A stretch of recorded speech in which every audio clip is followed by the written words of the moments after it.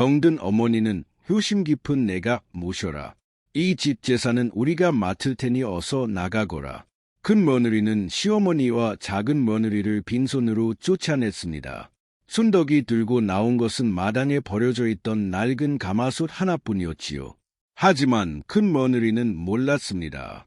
자신이 내쫓은 두 여인이 그 하나로 장터를 차지하고 자신을 꽈나 앞에 무릎 꿇게 만들 줄은 미래 아담을 찾아주셔서 감사합니다. 구독과 좋아요로 응원해 주시면 하시는 일마다 복이 가득하실 겁니다. 그럼 정성껏 준비한 이야기 지금 시작합니다. 옛날 옛적 충청도 어느 고을 장터 어귀에 기와집 한 채가 있었습니다. 이 집의 주인은 젊어서 국밥 장사로 재물을 모은 노인이었는데 아들 둘을 두고 세상을 떠났지요. 작은 며느리 순덕은 원래 이웃고을 가난한 농사꾼의 딸이었습니다.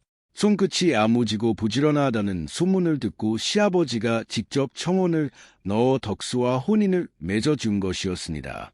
순덕은 시집 뒤로도 새벽마다 가장 먼저 일어나 부엌을 치우고 밤늦도록 반질감을 붙들고 앉아 있었지요. 그런 며느리를 시아버지는 늘 대견했지만 큰 며느리 복내는 달갑지 않게 여겼습니다.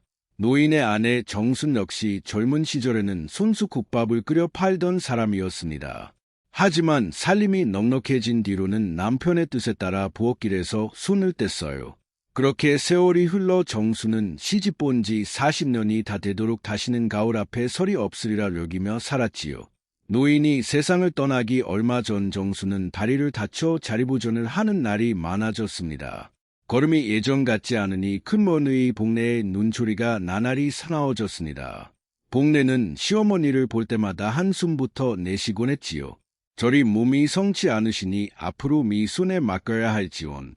그런 말을 들 때마다 순덕은 마음이 아팠지만 며느리 된 도리로 함부로 나서지 못했습니다. 시아버지가 살아있을 때는 그나마 보게도 함부로 말을 뱉지 못했지요. 큰 아들 만석은 아버지가 살아있을 때부터 곳간 열쇠를 넘보던 사람이었습니다. 작은 아들 덕수는 형과 달리 손이 야무지고 성실했지만 집안일에서는 늘 뒷전으로 밀려났습니다. 노인은 숨을 거두기 며칠 전 관아의 아전을 불러 유원장을 남겼습니다. 집과 논밭 곳간은 아내 정순에게 맡기고 두 아들은 어머니의 뜻을 따르라는 내용이었지요. 유원장 한 분은 집에 두고 다른 한 분은 관아에 보관하게 했습니다. 그런 뒤 두 아들과 며느리들을 방으로 불러 마지막으로 당부했습니다. 이 집 재물은 다 너희 어미와 함께 국밥을 팔아 모은 것이다. 내 눈이 감긴 뒤에도 어미를 잘 모셔라.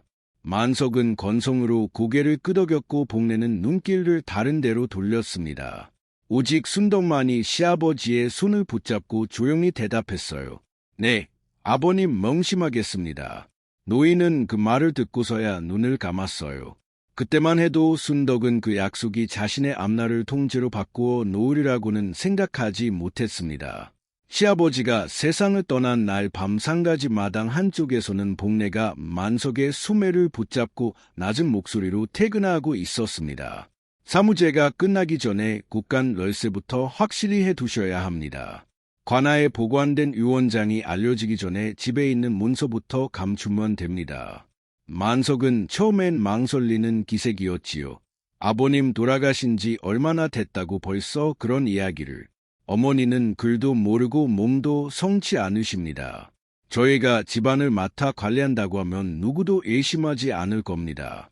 만석은 결국 아내의 최근에 고개를 끄덕이고 말았습니다. 복내는 집에 있던 유원장을 몰래 감추고 곳간 열쇠와 문서를 차지했습니다. 한 가지 문상객들이 하나둘 돌아가고 사흘이 지난 뒤 사무제가 끝나던 날 복내가 마당 한복판에 나섰습니다. 복내는 곳간 열쇠를 손에 준 채 시어머니 정순 앞에 금이 가나솥 하나를 툭 밀어 놓았지요. 재산은 장남이 지킬 테니 어머니는 효심 깊은 내가 모셔라. 복내의 목소리에는 비웃음이 섞여 있었습니다. 시어머니 정순은 몇 해 전부터 다리를 절었고 요즘 들어서는 자리에 눕는 날이 많았습니다. 복내에게는 병든 시어머니가 짐일 뿐이었지요. 덕수가 참지 못하고 형 앞을 막아섰습니다. 형님, 이건 너무하지 않습니까? 논밭도 극도 다 형님이 가지면서 어머니마저에게 떠넘기시는 겁니까? 만석은 대구 대신 일꾼들에게 눈짓을 보냈습니다. 김센 사내들이 덕수의 팔을 붙잡고 대문 밖으로 밀어냈지요. 춘덕이 놀라 뛰어나왔을 때는 이미 늦은 뒤였지요. 춘덕은 시어머니를 등에 업은 남편 곁에서 금이 가마솥을 두 손으로 끌어안았습니다. 무겁고 낡은 솥이었지만 이것마저 없으면 밥 한 그릇을 길이 없었습니다. 대문이 쾅 닫히는 소리가 뒤에서 들렸어요. 춘덕은 뒤돌아보지 않았어요.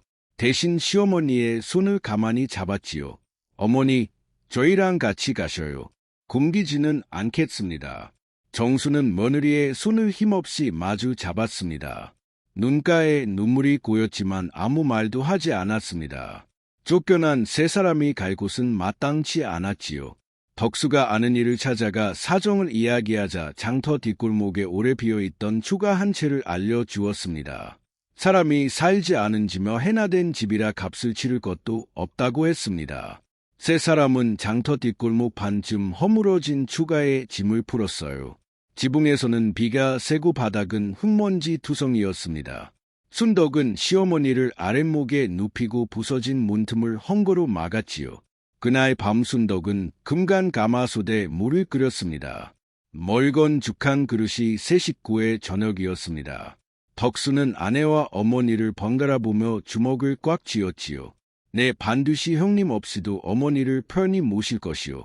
순덕은 남편의 손을 가만히 감싸 쥐었습니다. 앞날이 막막했지만 순덕의 눈빛만은 죽어있지 않았습니다. 이튿날 아침 옆집에 사는 늙은 아낙이 다몸으로 고개를 내밀었지요. 가정을 전해들은 모양이었습니다. 어젯밤 이사온 댁이요. 세간이 통 없어 보이던데.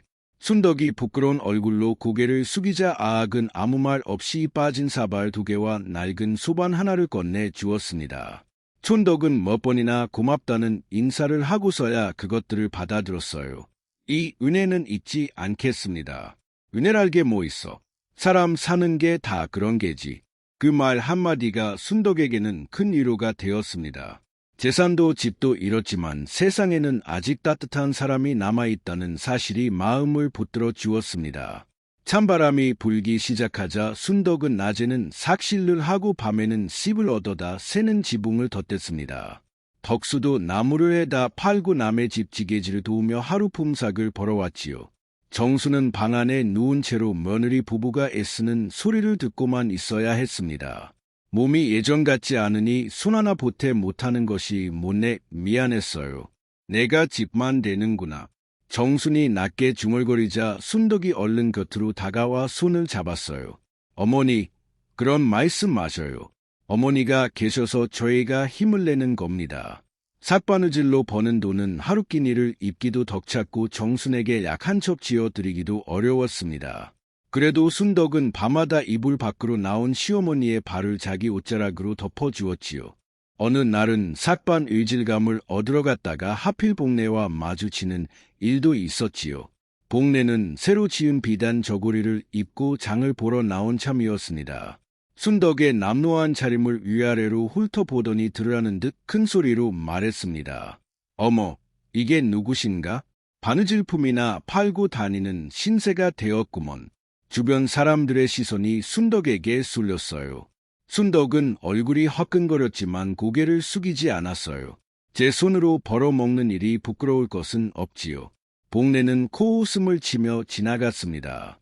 춘덕은 속이 쓰렸지만 이튿날 새벽에도 어김없이 일어나 물을 길었습니다.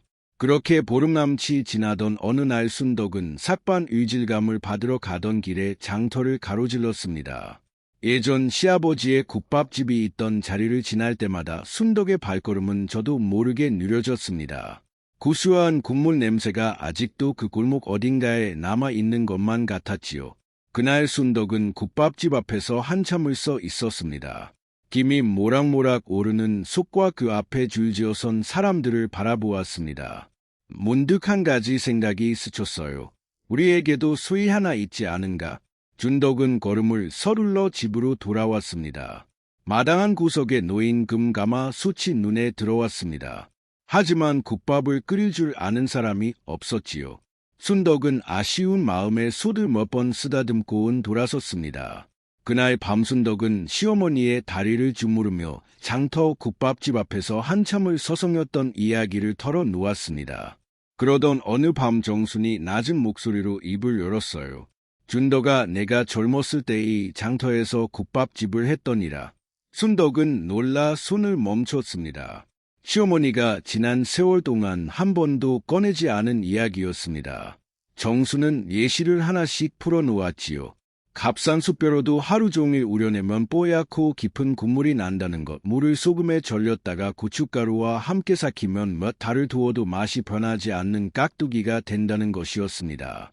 그때는 이 장터에서 내 국밥을 모르는 사람이 없었느니라.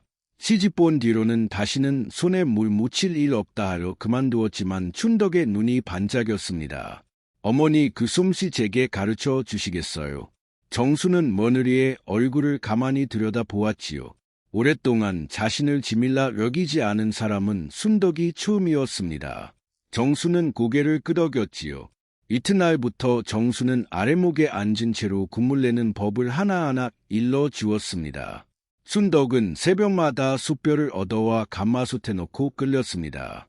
처음 며칠은 뜻대로 되지 않았어요. 어느 날은 불이 너무 세서 국물이 뽀얗게 흐려졌고 어느 날은 뼈를 너무 일찍 건져내어 국물이 밍밍했습니다. 순덕이 속상해하면 정수는 나직이 웃으며 말했습니다. 국물이란 게 하루아침에 되는 게 아니니라. 불을 낮추고 마음을 낮추어라. 정수는 눈을 감고도 국물맛을 짚어냈어요. 한술 더 넣어보고는 이렇게 말하곤 했습니다. 오늘은 물을 너무 많이 잡았구나. 뼈 열근에 물새동이가 넘으면 맛이 흩어진다. 불을 너무 오래 새겠구나. 국물이 뽀얀 것과 뿌연 것은 다르니라. 준덕은 그 말을 하나도 놓치지 않으려 했었습니다. 그를 배우지 못한 순덕은 대신 자기만 알아볼 수 있는 표시를 헝겊조각에 그려두었지요. 뼈의 양은 동그라미로, 물의 양은 작대기로 부를 때는 시간은 점으로 표시했습니다. 밤마다 그 헝겊을 펼쳐놓고 그날의 실수를 되짚었습니다. 순덕은 밤낮 없이 가마에 앉아 불의 세기를 익히고 뼈를 우리는 시간을 몸으로 배워나갔지요. 손끝이 대고 허리가 끊어질 듯 아파도 순덕은 하루도 거르지 않았어요. 깍두기 또한 마찬가지였지요. 소금의 양과 삭히는 날수를 몇 번이고 고쳐가며 정순의 맛에 조금씩 가까워졌습니다. 한 달이 지나자 국물 맛이 제법 정순의 것을 닮아갔습니다. 어느 날 국물을 한술 맛본 정순이 오랜만에 환하게 웃었지요. 이제 되었구나. 이만하면 내 국밥이라 해도 부끄럽지 않겠다. 그 한마디에 순덕의 눈시울이 붉어졌습니다. 그날 밤 순덕과 덕수는 마주 앉아를 의논했습니다. 장사를 하려면 자리가 있어야 하고 무엇보다 성황솥이 있어야 했어요.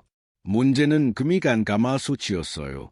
물을 부으면 실금 사이로 조금씩 새어 나왔습니다. 준덕은 틀리고 대장관을 찾아갔습니다. 대장장이는 솥을 이리저리 살펴보더니 혀를 찼지요. 이건 버리는 게 낫소. 새로 하나 사시오. 이 솥이라야 합니다. 저희 어머니 손때가 묻은 솥이니까요. 춘덕이 물러서지 않자 대장장이도 결국 마음을 돌렸습니다. 벌컥해 다른 쇠를 두드려 솥의 허리에 따맞는 대를 만들고 금칸 자리를 단단히 조여 주었지요. 소은 다시 물 한 방울 새지 않게 되었지요. 품삯은 국밥으로 갚으시오. 장사 잘 되거든 한 그릇 얻어 먹으러 감세. 대장장이의 넉넉한 인심에 순덕은 몇 번이나 고개를 숙였습니다. 덕수는 그 사이 장터 한쪽 구석 자리를 빌려왔습니다. 장사 미처는 순덕이 삿바느질로 모은 돈 전부였어요. 그 돈으로 뼈와 쌀과 물을 사고 나니 남는 것이 없었습니다. 덕수는 걱정스러운 얼굴이었지요. 이러다 하루 만에 미천을 다 날리면 어쩌려고 그러 장사는 첫날 인심으로 판감 난다 하셨습니다. 어머니 말씀대로 해보겠습니다. 정순도 그날 밤잠을 이루지 못했습니다. 40년 만에 다시 국밥 이야기를 하게 될 줄은 꿈에도 몰랐던 것입니다. 정수는 어둠 속에서 며느리를 불렀습니다. 준덕아, 내 어머니 내 젊어서 국밥을 팔 적에 딱 하나만 지켰느니라. 내 식구에게 못 먹것은 손님에게도 내지 않는다는 것이었다. 그것만 지키면 반드시 된다. 순덕은 그 말을 가슴에 새겼습니다. 훗날 어떤 어려움이 닥쳐도 순덕이 흔들리지 않은 것은 바로 그날 밤에 그 한마디 덕분이었지요. 깨어 전날 밤 순덕은 한숨도 자지 못했습니다. 새벽 닭이 울기 전에 일어나 솥에 불을 짚고 하늘이 밝아올 때까지 국물을 우렸습니다. 뽀얀 김이 골목 가득 퍼져나갔어요. 드디어 국밥집 문을 여는 날이었어요. 순덕은 첫 손님으로 온 늙은 지게꾼에게 국밥 한 그릇을 정성껏 퍼주었습니다. 어르신 많이 드시고 힘내셔요. 지게는 국물을 한술 뜨더니 눈을 크게 떴습니다. 이거 옛날 정내 국밥 맛이 아닌가. 지게꾼의 목소리가 어찌나 컸던지 지나가던 사람들이 하나 둘 고개를 돌렸지요. 그날 하루 순덕은 손이 부르트도록 국자를 놀렸지만 힘든 줄도 몰랐습니다. 해가 저물 무렵 덕수가 하루 번 돈을 세어보고는 놀란 얼굴로 말했습니다. 사바느지 한 달치를 하루 만에 벌었구려. 그날 저녁 세 식구는 오랜만에 고깃국에 흰밥을 먹었지요. 정수는 밥술을 뜨다 말고 며느리의 손을 보았습니다. 국자를 잡느라 물집이 잡히고 데인 자국이 가득했습니다. 어쩌다 순이 지경이 되었느나? 괜찮습니다. 어머니, 이 손으로 어머니 약값을 벌었으니 오히려 고맙지요. 정수는 아무 말 없이 며느리의 손을 오래도록 얼루만졌어요. 춘덕은 그제야 안도의 한숨을 내쉬며 웃었습니다. 그렇게 며칠이 지나면서 소문은 빠르게 퍼졌습니다. 순덕은 돈 없는 짐꾼이나 늙은 거린에게도 국밥을 넉넉히 퍼주었고 남은 국물은 굶주린 이들에게 그냥 나누어 주었습니다. 어느 날은 어린 아들을 업은 젊은 과부가 국밥집 앞을 서성이며 차마 들어오지 못하고 있었지요. 주머니 사정이 뻔히 보였습니다. 순덕은 얼른 국밥 두 그릇을 퍼서 내밀었지요. 오늘은 마침 국물이 많이 남아서요. 아이랑 어서 드셔요. 과부는 몇 번이나 고개를 숙이며 눈물을 훔쳤습니다. 그 뒤로 과부는 형편이 조금 나아질 때마다 국밥집을 찾아와 값을 치렀고 만나는 사람마다 순덕의 인심을 칭찬하고 다녔습니다. 지게꾼으로 늙어온 칠성 영감도 그렇게 순덕과 인연을 맺은 사람 가운데 하나였어요. 다리가 성치 않아 삭벌리가 시원치 않던 칠성 영감에게 순덕은 매일같이 국밥 한 그릇을 거르지 않고 내주었습니다. 처음에는 사양하던 칠성 영감도 나중에는 순덕을 친딸처럼 여기게 되었지요. 내 죽기 전에의 은혜는 잊지 않겠네. 또 한 번은 먼 길을 가던 보부상 무리가 순덕의 국밥집에 들렀습니다. 그중 하나가 국밥을 먹다 말고 물었습니다. 이 집은 어찌 국밥값이 이리 싸면서 고기는 이리 많이 넣었수? 남는 게 있기는 하오. 춘덕은 웃으며 대답했지요. 오늘 한 그릇 더 드리면 내일 두 분이 오시더군요. 보부상들은 그 말에 껄껄 웃으며 무릎을 쳤습니다. 그 뒤로 그 무리는 고을 지날 때마다 반드시 순덕의 국밥집에 들렀고 다른 고을 장군들에게도 이 집 이야기를 퍼뜨렸습니다. 칠성 영감이 진심을 담아 건넨 그 한마디를 순덕은 그저 웃어 넘겼어요. 굿날이 인연이 얼마나 큰 힘이 될지 그때는 아무도 알지 못했습니다.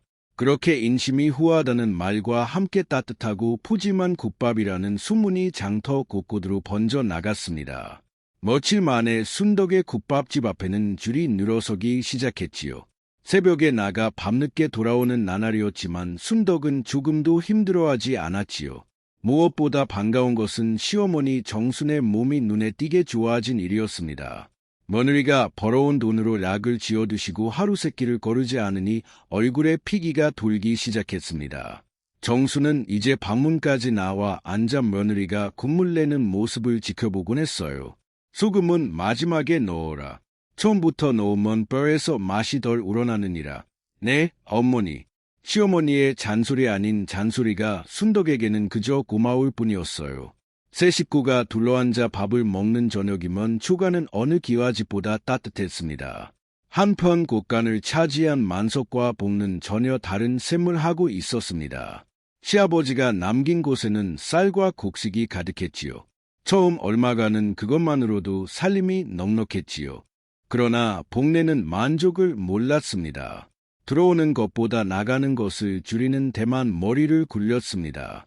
복내는 곡간을 손에 준 뒤로 쌀에 모래를 조금씩 섞고 간장에는 물을 타서 팔았지요. 처음에는 아무도 눈치채지 못했지만 손님들의 불만이 조금씩 쌓여 갔습니다. 그런데도 복내의 고가는 순덕의 작은 국밥집보다 벌이가 못했습니다. 복는 장터를 오가며 순덕의 국밥집 앞에 늘어선 줄을 볼 때마다 얼굴이 굳었어요. 저 계집이 언제까지 저러나 두고 보자. 복내는 곧바로 장터를 관리하는 책임자를 찾아갔습니다. 만석의 집안이 오랫동안 그에게 곡식을 대어 주던 터라 복내의 말 한마디는 제법 힘이 있었습니다. 저 자리는 원래 큰 상단에게 내어 주기로 한 자리 아닙니까?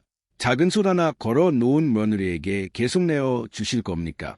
며칠 뒤 순덕은 장터 책임자로부터 목 좋은 자리를 비워 달라는 통보를 받았지요. 순덕과 덕수는 하는 수 없이 짐을 옮겨 장터 가장 구석진 골목으로 밀려놨습니다. 사람들의 발길이 뜸한 자리였지요. 이제 겨우 자리를 잡았는데 다시 처음부터 덕수가 낙심한 얼굴로 중얼거렸습니다. 순덕도 속이 상했지만 솥을 다시 걸며 마음을 다잡았습니다. 자리가 나쁘다고 국물맛까지 나빠지는 건 아니지요. 손님들이 찾아오시게 만들면 됩니다. 처음 며칠은 손님이 절반도 오지 않았어요. 하루 종일 끓인 국물이 그대로 남는 날도 있었습니다. 덕수는 남은 국물을 볼 때마다 한숨을 내쉬었지요. 그러나 순덕은 남은 국물을 버리지 않았습니다. 골목 밖으로 들고 나가 짐꾼들과 늙은 거린들에게 한 그릇씩 나누어 주었습니다. 어차피 버릴 것을 나누는 것뿐입니다. 준덕은 그렇게 말했지만 국물을 받아 마신 사람들은 그 마음을 알아보았지요. 며칠 지나지 않아 그들이 먼저 나서서 길 가는 사람들을 붙잡고 국밥집을 알려주기 시작했습니다. 순덕은 골목 어귀에 작은 나무판을 세워 국밥집이 옮긴 곳을 알렸고 그동안 정을 나눈 지객꾼과 거린들에게 새 자리를 알려달라 부탁했습니다. 오래지 않아 단골 손님들이 하나 둘 구석진 골목까지 찾아오기 시작했어요. 손해는 컸지만 순덕의 국밥집은 다시 살아났습니다. 그 모습을 지켜보던 복내는 어느 날 장을 보러 가던 길에 순덕의 국밥집 앞을 지나며 대놓고 비를 걸었어요. 인연이 시험이 병수발이나 될 것이지 어디서 장사질이나. 지나던 손님들이 놀라 복를 쳐다보았습니다. 순덕은 얼굴이 붉어졌지만 손님들 앞에서 언성을 높이지 않았습니다. 형님, 저는 그저 어머님 모시고 밥벌이를 하려는 것뿐입니다. 지나가는 길이시면 살펴가셔요. 순덕이 차분히 대꾸하자 오히려 복내 쪽이 무안해진 얼굴로 발길을 돌렸지요. 그 모습을 지켜본 손님들은 순덕을 더욱 안쓰럽고 기특하게 여기며 국밥집을 다시 찾아왔습니다. 복내의 눈에 질투의 불은 더욱 거세게 타올랐습니다. 구석진 골목에서도 국밥집은 다시 자리를 잡았고 어느덧 반년이 흘렀습니다. 그러던 어느 날 장터에 이상한 소문이 돌기 시작했습니다. 순덕의 국밥에 죽은 짐승의 고기가 들어간다는 소문이었지요. 처음에는 작게 수근거리던 이야기가 며칠 만에 온 장터에 퍼졌습니다. 반거리던 방앗간 안마저 국밥집 앞을 지나며 고개를 돌렸습니다. 글쎄 저 집 국밥에 죽은 소 고기가 들어간다지 뭐예요. 옆에 있던 다른 안악이 맞장구를 쳤어요. 그러니 그렇게 국물이 진했나 보네. 무서워서 어디 먹겠어요. 사실이 소문은 복내가 장터를 떠도는 박물 장수 하나를 몰래 매수해 퍼뜨린 것이었어요. 박물 장수는이 집저집 다니며 물건을 파는 김에 슬쩍 말 한마디씩 얹어 소문을 부풀렸습니다. 복내에게 받은 업전 면입에 눈이 어두워져지는 일이었지만 박물 장수 역시 마음 한구석이 편치하는 않았지요. 순덕이 직접 나서서 아니라고 해명해 보았지만 한번 퍼진 소문은 쉽게 가라앉지 않았습니다. 손님들이 하나 둘 발길을 끊었습니다. 어제까지 늘어서 있던 줄이 텅 비었지요. 덕수는 분을 참지 못하고 소문이 출처를 캐물었지만 다들 어디서 들었는지 기억하지 못한다며 고개를 저었습니다.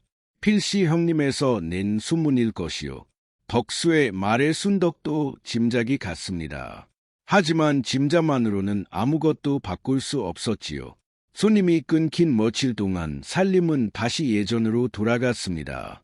끓여놓은 국물은 팔리지 않고 식어갔고 사다 놓은 뼈는 그대로 쌓여갔습니다.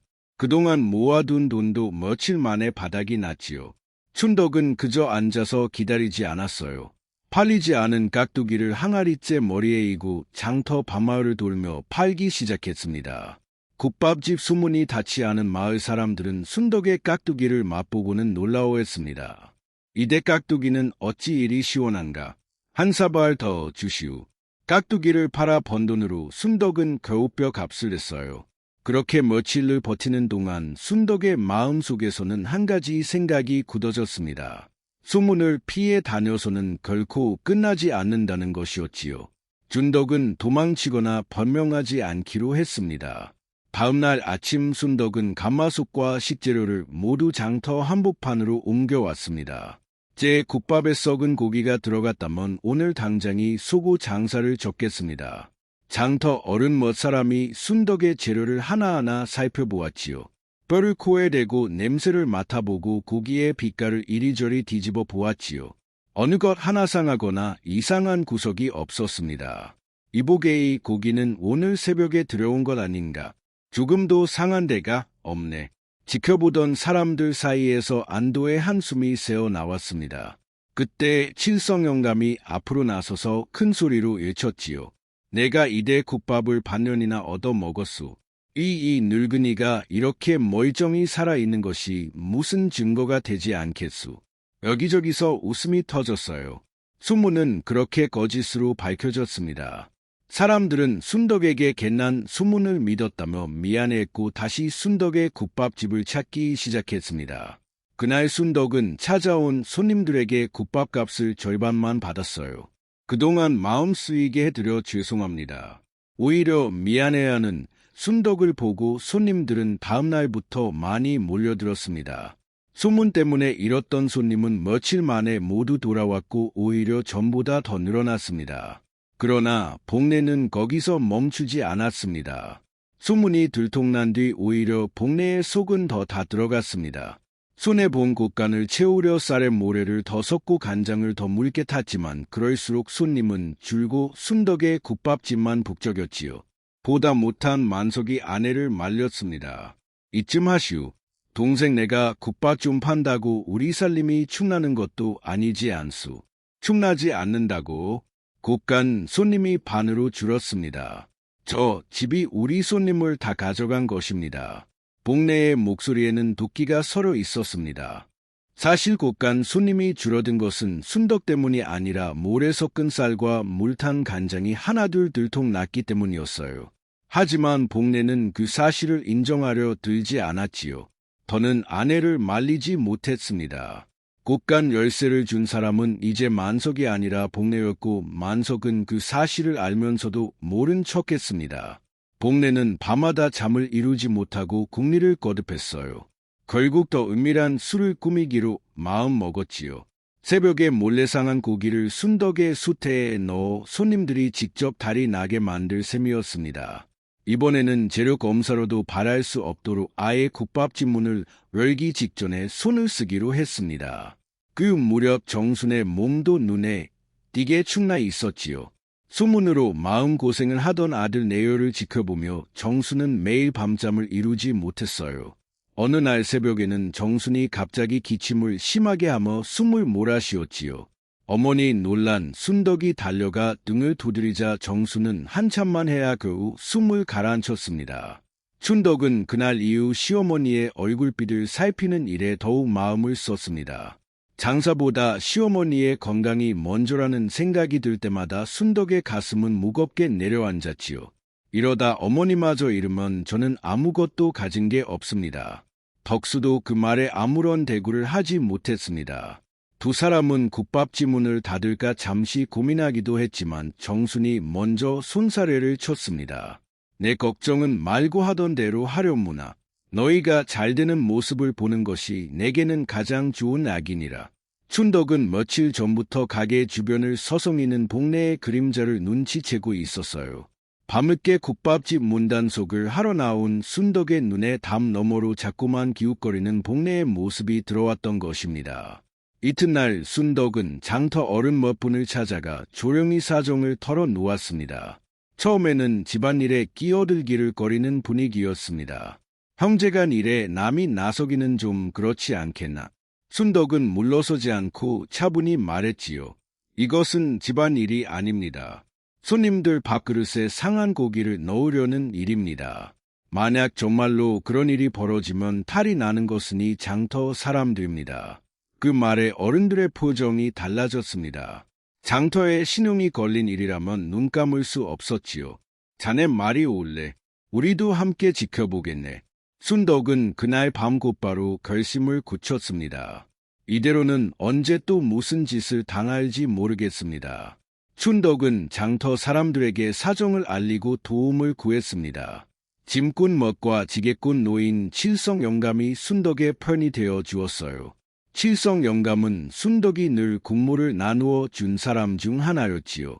자네가 그동안 우리에게 베푼 정을 우리가 잊었겠나? 무슨 일이든 돕겠네. 첫날 밤은 아무 일 없이 지나갔습니다. 사람들은 새벽까지 몸을 웅크린 채 기다렸지만 복내는 나타나지 않았습니다. 둘째 날 밤도 마찬가지였지요. 머뭇은 지쳐서 그만두자는 말도 나왔습니다. 혹시 우리가 눈치를 챈 걸 알아챈 게 아닐까요? 덕수가 걱정스레 말했지만 순덕은 고개를 저었습니다. 조금만 더 기다려 봅시다. 저의 눈을 피해 반드시 다시 올 것입니다. 순덕은 그날 낮에 미리 준비를 해두었지요. 국물을 끓이지 않고 솥을 깨끗이 비워두었고 아궁이에 재도 곱게 골라두었습니다. 누군가 다녀가면 발자국이 남도록 한 것이었지요. 또 하나 순덕은 솥 한쪽 바닥에 하얀 무명천을 깔아두었습니다. 무엇이 던져지든 바로 알아볼 수 있게 하기 위해서였습니다. 이만하면 발 빼기 어려울 겁니다. 덕수는 아내의 꼼꼼함에 새삼 놀랐어요. 삿바느질로 단련된 순덕의 눈썰미는 이런 데서도 빛을 발했습니다. 셋째 날 밤 순덕은 소단을 비워두고 사람들과 함께 어둠 속에 몸을 숨겼습니다. 심장이 세차게 뛰었지만 순덕은 흔들리지 않았어요. 그동안 쌓아온 사람들의 믿음이 이제야 조금씩 힘이 되어 돌아오고 있었지요. 그날 밤 순덕과 덕수는 등불도 켜지 않은 채 국밥집 뒤편에 몸을 숨겼습니다. 칠성 영감과 지게꾼 멋 사람도 골목 어의 자리를 잡고 숨을 죽였습니다. 밤이 깊어질수록 찬바람이 옷기 사이로 파고들었지만 누구 하나 자리를 뜨지 않았지요. 가정이 지나고 새벽 딸기 울기 전 골목 저편에서 발소리가 들려왔습니다. 복내가 자루 하나를 품에 안고 살금살금 다가왔습니다. 주위를 몇 번이나 두리번거리더니 텅 빈 소뚜껑을 열고 안에 있던 상한 고기를 서둘러 던져 넣었지요. 바로 그 순간 순덕이 등불을 밝히며 앞으로 나섰습니다. 형님, 지금 뭘 하고 계신 겁니까? 복내의 얼굴이 새하얗게 질렸습니다. 어둠 속에 숨어있던 칠성 영감과 장터 사람들도 하나 둘 모습을 드러냈지요. 순식간에 복내는 사방이 사람들로 둘러싸인 처지가 되었지요. 복내는 방황한 기색을 감추며 목소리를 높였습니다. 내가 아니라 내가 나를 이리로 불러내 모함하는 것이 아니냐. 순덕은 서두르지 않았습니다. 소리를 지르지도 손가락질을 하지도 않았지요. 대신 허리를 굽혀 복내가 떨어뜨린 빈 자루를 조용히 집어들었지요. 등불 아래로 자루를 들어올리자 사람들의 시선이 한 곳으로 모였습니다. 자루 끝에는 붉은 실로 묶은 매듭이 그대로 남아 있었습니다. 이 매듭 형님 내 곳간에서만 쓰시는 것 아닙니까? 복는 아무 말도 하지 못했어요. 그 붉은 매듭은 만석의 집안에서 곡식 자루를 묶을 때만 쓰는 표식이었고 장터 사람이라면 누구나 알아보는 것이었어요. 순덕은 이어서 솥뚜껑을 열었습니다. 하얗게 깔아둔 무명천 위에 시퍼게 변한 고깃덩이가 그대로 놓여 있었습니다. 등불에 비친 그 모습에 사람들이 저마다 코를 막고 뒤로 물러섰지요. 이걸 손님들이 드셨다면 어찌 되었겠습니까? 순덕의 목소리는 조용했지만 그 자리에 있던 누구도 고개를 들지 못했습니다. 그때 사이에서 하나 둘 목소리가 터져 나왔습니다. 나도 그 댁에서 산살에서 모래가 나왔수. 방앗간 안악이 앞으로 나서며 소리쳤어요. 그 뒤를 이어 옆집 노인도 거들었지요. 내가 산장도 이상하게 싱겁더니 물을 탄 것이었구먼. 그저 내 입맛이 변한 줄만 알았지. 품삯을 제대받지 못한 일꾼들도 나서서 그동안 참았던 억울함을 쏟아냈습니다. 곳간에서 짐을 나르던 사내 하나는 목소리를 떨며 말했습니다. 저는 2달치 품삯을 아직도 받지 못했습니다. 발라할 때마다 다음 장날에 주겠다는 말만 들었지요. 여기저기서 터져나오는 이야기에 복내는 뒷걸음질을 쳤지요. 복내의 잘못은 국밥집 하나에 그치는 것이 아니었어요.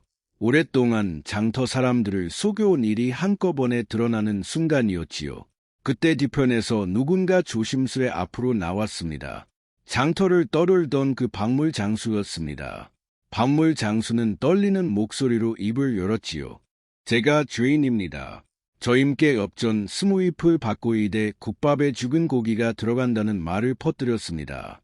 사람들이 술렁이었습니다. 그동안 순문이 출처를 알 수 없어 답답해하던 이들이었습니다. 박물 장수는 순덕 앞에 무릎을 꿇었지요. 내기늘 국밥을 나눠주시는 걸 보면서도 그런 짓을 했습니다. 매일 밤 잠이 오지 않았습니다. 준덕은 박물 장수를 일으켜 세웠습니다. 이제라도 사실대로 말해 주셔서 고맙습니다. 복내의 얼굴은 이제 흙빛이 되어 있었습니다. 소란을 듣고 뒤늦게 달려온 만석은 잠옷바람으로 헐레 벌떡 뛰어와 아내를 감싸려 했어요. 이보들 무슨 오해가 있는 모양인데 우리 안 사람이 그럴 사람이 아니요. 그러나 손에는 여전히 붉은 매듭이 달린 자루가 들려 있었고 그 자리에 있던 사람들 모두가 방금 벌어진 일을 두 눈으로 지켜본 뒤였지요. 만석의 번명은 누구의 마음도 움직이지 못했습니다. 오히려 멋은 그동안 참아왔던 서운함을 만석에게까지 쏟아냈습니다. 자네 집안이 장터에서 얼마나 인심을 잃었는지 정녕 모른단 말인가. 만석은 아무 대꾸도 하지 못하고 고개를 떨궜어요. 장터 어른들은 그날로 관아에 이 사실을 알리기로 뜻을 모았습니다. 이 일은 우리끼리 덮을 일이 아닙니다. 관아에 알려져 말하지요. 준덕은 복내를 향해 큰 소리를 내지 않았습니다. 다만 조용히 한마디를 건넸지요. 형님, 저는 그저 어머니를 모시고 정직하게 살고자 했을 뿐입니다. 그 말에 복내는 아무 대꾸도 하지 못한 채 고개를 떨구었지요. 그날 밤 순덕은 늦도록 잠을 이루지 못했습니다. 아무리 그래도 한 집안 형님이었습니다. 관아까지 이리 가는 것이 마음 편할 리 없었지요.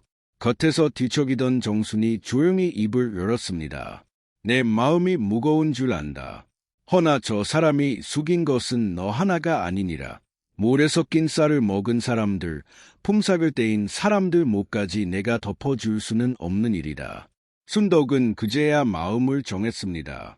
자기 하나의 억울함이라면 참을 수도 있었지만 여러 사람이 당한 일을 덮는 것은 옳지 않았어요.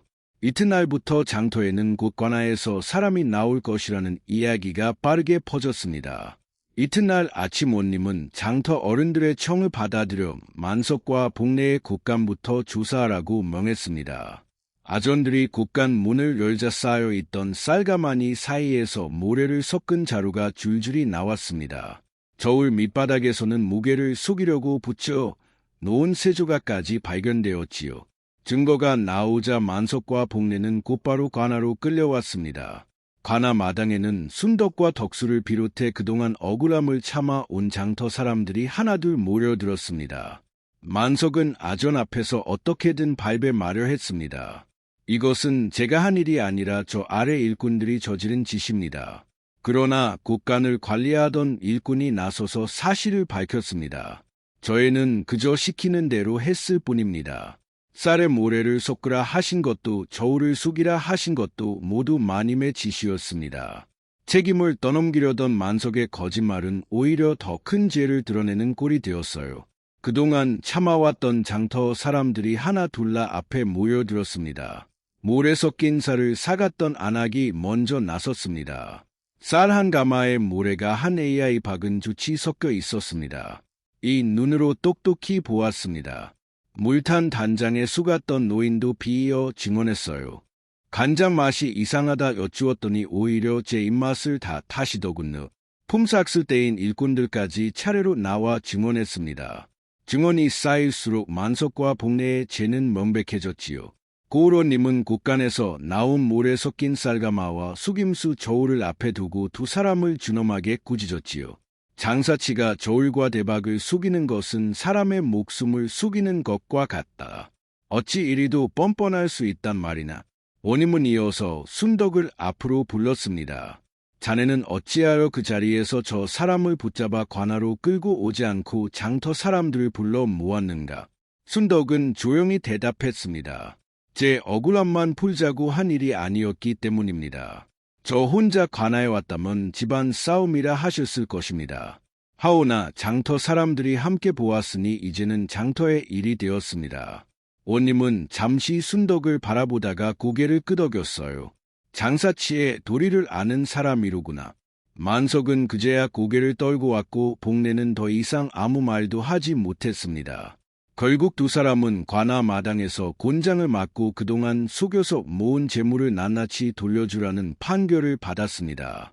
모래를 섞어 부당하게 받은 쌀과 돈, 일꾼들에게 주지 않은 품삯도 모두 제 주인에게 돌아갔어요. 판결이 내려지자 복내는 마지막까지 발버둥을 쳤습니다. 곳간의 재물 절반은 시집 때 가져온 자기 몫이라 우긴 것입니다. 그러나 아전이 관아에 보관된 유언장을 펼쳐 보이자 복내는 입을 다물 수밖에 없었습니다. 뒤어 복내의 방 안에서는 감춰두었던 또 한 부의 유언장까지 발견되었지요.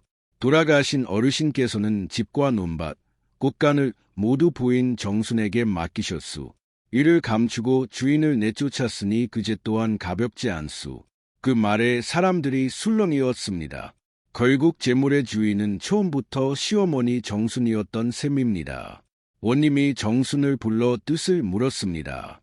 정순은 지팡이를 짚고 천천히 일어나 이렇게 말했습니다. 제 몫이 남거든 속아서 손해본 이들에게 먼저 돌려주십시오. 저는 이미 며느리 덕에 배불리 먹고 지내고 있습니다. 그 말에 관아 마당에 모인 사람들이 숙교해졌지요. 곳간을 여러 재물을 나누어 주던 날 장터에는 오랜만에 웃음소리가 퍼졌습니다. 모래 섞인 살을 샀던 안악은 손해본 값을 돌려받으며 눈물을 훔쳤고 품삯을 떼었던 일꾼들도 밀린 사그 손에 쥐고서라 비로소 마음을 놓았지요. 장터에서 쫓겨나던 날 만석과 복내의 곳간은 텅 비어 있었습니다. 그렇게 가득했던 재물이 하루아침에 흔적도 없이 사라진 것입니다. 그날 이후 두 사람은 먼 친척 집을 떠돌며 지낸다는 소문만 간간히 들려왔습니다. 소식을 들은 이후 고을 사람들까지 구경을 왔을 정도였지요. 곳간이 가득한 집이 하루아침에 무너지고 금간솥 하나로 시작한 집이 일어서는 것을 두 눈으로 본 사람들은 저마다 한마디씩 남겼습니다. 사람 일이란 참으로 알 수 없구먼. 알 수 없기는 뿌린 대로 거둔 것이지. 판결이 끝난 뒤 장터 어른들이 순덕을 찾아왔습니다. 이재규 구석진 골목에서 나오시오. 목 좋은 자리를 다시 내어드리겠소. 춘덕은 사양하지 않고 그 뜻을 받아들였지요. 다만 한 가지를 청했습니다. 제가 쓰던 골목 자리는 형편 어려운 분이 장사를 시작할 수 있게 비워두어 주십시오.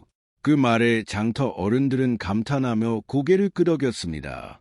춘덕은 자리를 옮긴 뒤에도 예전과 똑같이 새벽마다 솥에 불을 지었어요. 값을 올리지도 국물을 묽게 하지도 않았지요. 손님이 늘어날수록 인심은 오히려 더 후해졌습니다. 시간이 흘러 계절이 두 번 바뀌었습니다.